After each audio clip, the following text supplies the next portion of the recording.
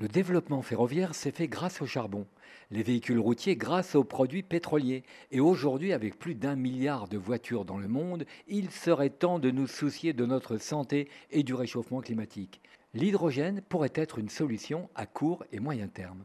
Pierre-Étienne Franck, vice-président chez Air Liquide. L'hydrogène fabriqué à partir d'énergies renouvelables, c'est le nœud de la transition énergétique pour demain. Demain, la mobilité propre, taxi, livraison, distribution logistique dans les villes, si elle veut être intensive, propre et silencieuse, elle sera très probablement hydrogène. Et une voiture hydrogène, elle a une autonomie assez similaire à celle d'une voiture thermique.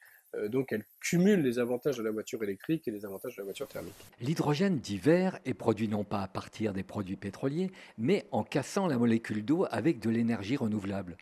Reste le problème des stations-service. D'ailleurs, pour prouver que ça marche, Air Liquide a investi dans une flotte de taxis à hydrogène. Donc en 2020, il y aura 600 taxis à Paris.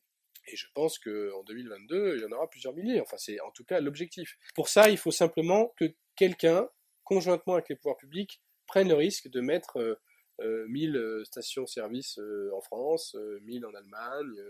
Et dans ces cas-là, on peut atteindre, à horizon 2030, plusieurs millions de véhicules. Près de 600 km d'autonomie avec un plein fait en 5 minutes au lieu de plusieurs heures pour recharger des batteries peut être un avantage pour ceux qui roulent beaucoup.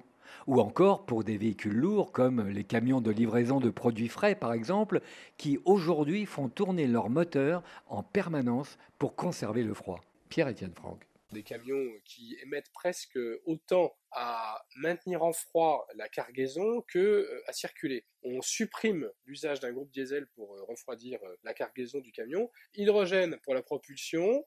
Système d'échange thermique du froid sont des méthodes qui permettent d'assurer un transport zéro émission et silencieux dans les villes. France Info vous permet de gagner un vélo électrique offert par Noroto du groupe Mobivia. Pour jouer, rendez-vous sur franceinfo.fr rubrique partenariat et répondez à la question suivante. Comment se fabrique l'hydrogène?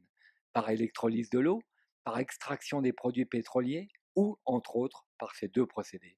Par ailleurs, en participant à ce concours tout l'été, vous pouvez également devenir astronaute d'un jour en gagnant des vols en apesanteur offerts par Air France dans l'Airbus d'entraînement des astronautes. Alors, bonne chance!